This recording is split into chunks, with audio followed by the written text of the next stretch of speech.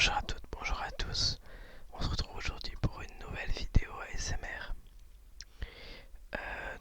Première vidéo euh, du calendrier de l'Avent. Et je vais lancer un nouveau format pour bien commencer le mois de décembre.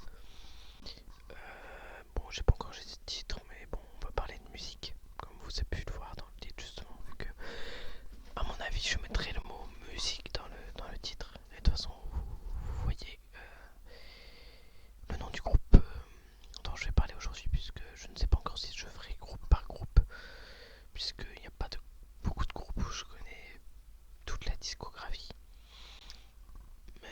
Ou alors je ferai peut-être des styles particuliers. Mais là je vais vous parler d'un groupe en particulier, puisque c'est mon groupe de musique préféré. Alors je suis désolé avec l'accent, je sais pas si je te le dire avec l'accent ou pas, comme on est en France. Green Day. Donc voilà. Alors donc c'est un groupe punk rock qui a démarré dans fin des années 80. Leur premier EP date de 89 il me semble. Et le premier album l'album c'est la compilation de 3 ou 4 EP, date de 91. Sachant que bon, le premier album, comment dire, en fait c'est le groupe, mais pas avec les membres, pas tous les membres actuels. Il y a le chanteur Billy Armstrong, Mike Dirnt, le bassiste, et pour ce premier album, il y a John, je crois que c'est John Kiffmeyer, à la batterie, sachant que maintenant, je crois que c'est à partir de leur second album, Kerplunk, que Très Cool les a rejoints. Donc c'est un groupe qui est encore actif, vu que cette année, en 2020, ils ont sorti un nouvel album, Father of All, donc que j'ai écouté mais que je n'ai pas encore acheté. Mais de toute façon, je vais y revenir. Et il y a très récemment, Billy Joe Armstrong a sorti un CD de reprise de chansons qu'il a faites. En fait, pendant le confinement, il a posté sur la chaîne du groupe toute la semaine une reprise qu'il a fait, et donc il en a sorti un album, de très bon album qui ressemble plus à Green Day que leur dernier album. Mais bon. Donc il y a plein de reprises de chansons connues comme Kids in America de Kim Wilde ou Manic Monday des Bangles par exemple. Mais donc pour revenir à l'origine, donc leur premier album 91, 139 Smooth Out Slappy Hours, c'est un album vraiment punk.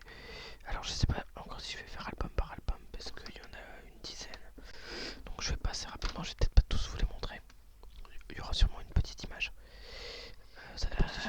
Et donc ce premier album est très punk. Il y a une chanson d'ailleurs que j'adore, 16. Billy Joe l'a écrite, enfin, avait 18 ans quand il l'a chantée, donc c'est un groupe qui a commencé très très jeune, vu que Mike Dirnt et Billy Joe Armstrong sont deux meilleurs amis. Donc voilà, après dans les albums suivants, on a aussi cette racine punk avec Kerplunk. Je regarde parce qu'ils sont tous là. Donc il y a Kerplunk, Toki, qui est un de leurs albums les plus connus, Nimrod, non, Insomniac, puis Nimrod, toujours très punk. Ensuite on a Warning qui a fait un gros flop, pourtant c'est un très bon album, j'aime beaucoup. Shenanigans qui est... Alors c'est un album qui compile je crois que ça s'appelle des phases B, vous savez, des petits pépites qu'on a en retournant le disque. C'est vraiment un plutôt bon album, pas le meilleur. Ensuite on a les compilations sorties en 2001, International Super Hits, et on vient à leur plus gros succès, American Idiot, et c'est là où je voulais en venir. euh, puisqu'ils ont fait deux. Alors je sais pas si le deuxième on peut considérer ça comme un opéra rock. Je sais plus lequel est considéré comme un opéra rock, certains et l'autre. Bref, American Idiot et 21st Century Breakdown. Moi je les considère tous les deux comme des opéras rock. Puisqu'en fait on a une histoire. Dans American Idiot, c'est l'histoire d'un mec voilà, qui va se promener en ville, par exemple dans la chanson She's a Rebel. Il va rencontrer une fille, après il va la perdre. Je vous avoue que je suis pas trop l'histoire, faudrait que je m'y intéresse, que je vois la trame narratoriale, si je peux dire ça comme ça, de l'album. Mais 21st Century Breakdown, qui date de 2012 si je ne me trompe pas, et une histoire plus concrète avec deux personnes qui se rencontrent, Gloria et Christian. Euh, et ils vont tomber amoureux. On a d'ailleurs un très beau clip où on voit ces deux-là. Et bah d'ailleurs ils sont sur la pochette de l'album, je vais vous le chercher tout de suite. Donc voilà, Gloria et Christian.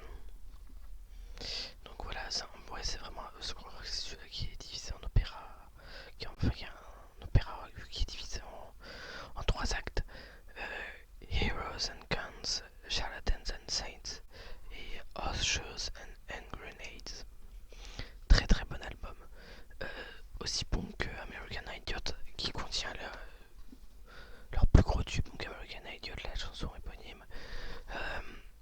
Que ce soit Holiday, Boulevard of Broken Dreams, Wake Me Up When September Ends, une chanson que Billy Joe a écrite très tôt à la mort de son père. Voilà, il y a plein de chansons connues. Jesus of Suburbia, Saint Jamie, elles sont presque toutes connues dans American Idiot. Et donc ça c'est l'album qui fait suite à American Idiot. Très très bon aussi. Euh, des chansons pas toutes connues, mais il y a au moins 21st Century Breakdown, 21 Guns, qui est vraiment une très belle chanson et un très beau clip. Voilà, des chansons plus rock. American Idiot, plus rock que punk, mais très très bon. J'ai vraiment adoré. J'adore en plus le style de Billy Joe Armstrong, et je trouve qu'il a une super belle voix qu'il porte très bien dans ses chansons. Après, il y en a qui considèrent que c'est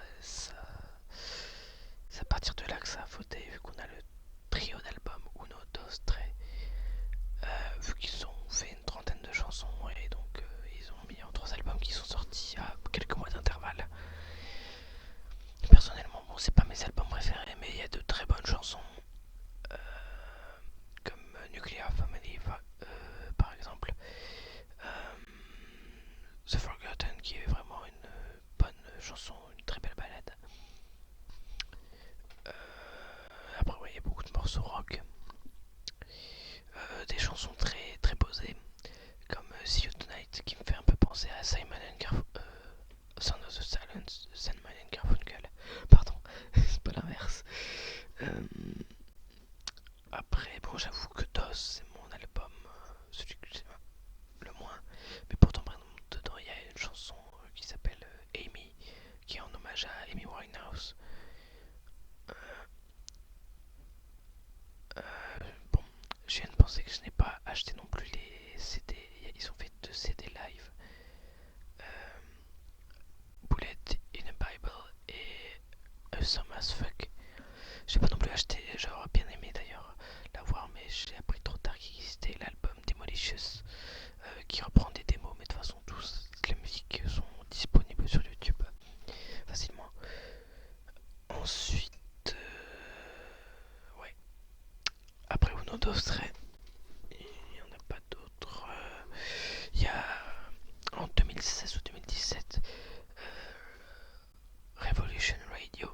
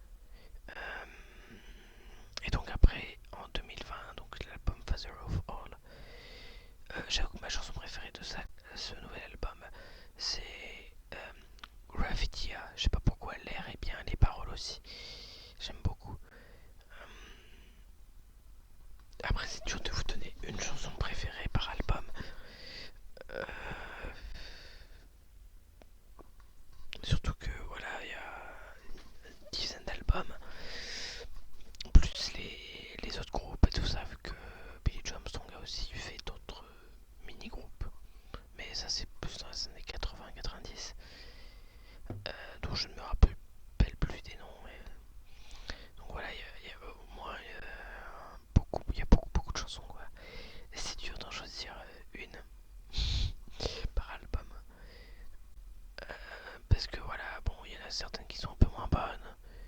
J'ai jamais eu de chansons vraiment mauvaises. Mais voilà, il y en a que je préfère, il y en a que j'aime un peu moins. Mais sinon, c'est un bon groupe, très très bon groupe.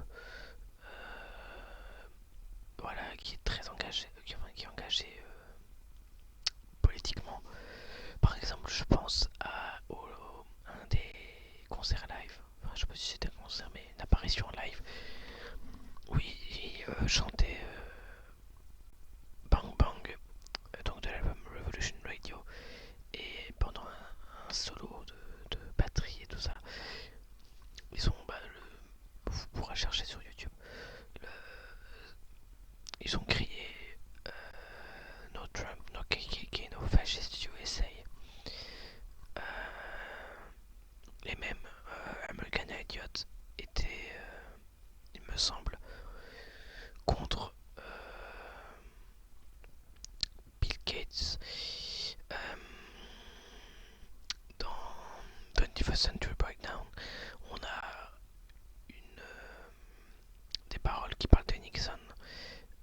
Je crois que c'est dans 21st Century Breakdown. Il dit Born into Nixon and raised in hell. Ou quelque chose dans ce genre-là. Voilà, les albums sont aussi très beaux. J'adore le. Hop. Ça fera un peu de page turning. Ouais, Born into Nixon. I was raised in hell. Voilà, première parole de 21st Century Breakdown. Voilà, donc par exemple, il y a aussi Thor, leurs albums. Et j'adore chez Billy Joe Armstrong aussi. Bon, tout le groupe en a, mais les tatouages qu'il a, j'adore ses bras. Bah d'ailleurs, je crois qu'elle est. Ouais, j'ai une photo là de Billy Joe Armstrong. Bon, que j'ai trouvé sur internet, hein, ça fait longtemps que je l'ai. Donc voilà, très cool. Ouais, c'est vrai, je vous ai pas montré les visages. On a peut-être. Ouais, et Mike Dent.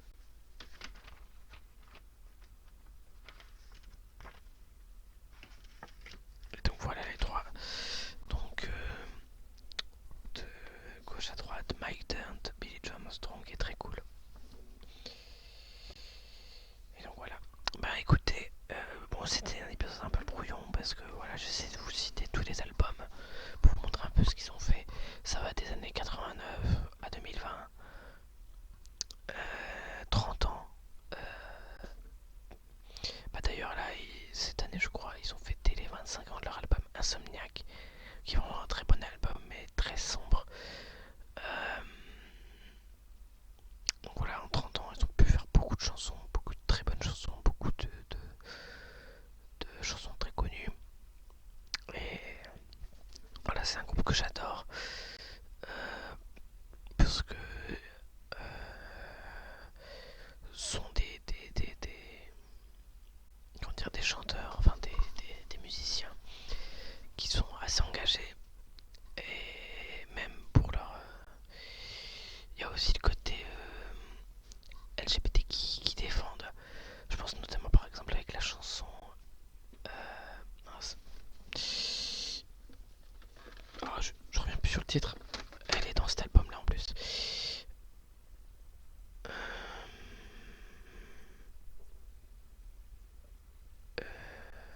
Bah ça alors.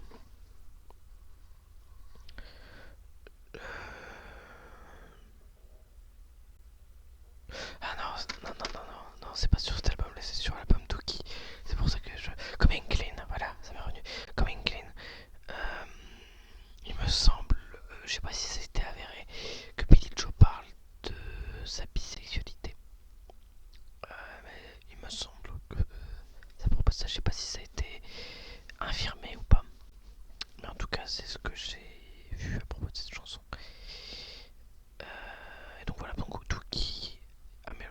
sont leurs plus gros albums. C'est de très très bons albums. Si vous pouvez